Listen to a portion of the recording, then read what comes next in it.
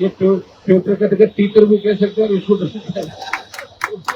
भलेबाजी का कोई भरोसा नहीं। और जो लोग उनको चला रहे हैं वो कैसे लोग होंगे हमें तो पता नहीं। पता इस बात का नहीं लग रहा कि सरकार को चला कौन है भाई। इस सरकार को कौन चलाए? जितने भी भारतीय जनता पार्टी के बड़े नेता है वो दूर जाके खड़े हो गए, वो मजाक देख रहे हैं। वो तो कईयों के मन में लड्डू फूट रहे होंगे, इनको फटाफट हटाएं। और उनको आपकी चिंता नहीं है बीजेपी के नेताओं। जिन नेताओं ने बात करी बीजेपी के नेताओं ने कैसा ही भर्ती रद्द कराएंगे, आरपीएससी का पुनर्गठन, एक भी नेता आपके पक्ष में बोला तो बता दो मुझे।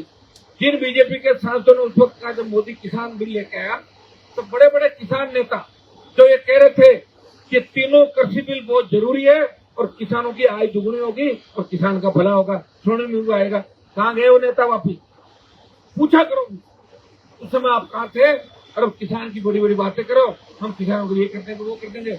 हमने तो आपका वो चेहरा भी देखा था, तब आपने किसानों को आतंकी कहा था, तब आपने दिल्ली बॉर्डर पर किसानों को किस तरह रोका। 700 से ज्यादा किसानों ने साथ दी।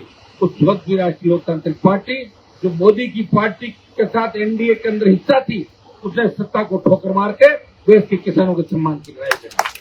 जब सेना को ठेके पे दिया तभी नागौर का सांसद आपका भाई हनुमान बेनीवाल जी थे। पार्टी बनाते वक्त ये आपको वचन दिया था, जब भी आपको जरूरत पड़ेगी तो मैं सत्ता छोड़ के सड़कों पर आ जाऊंगा।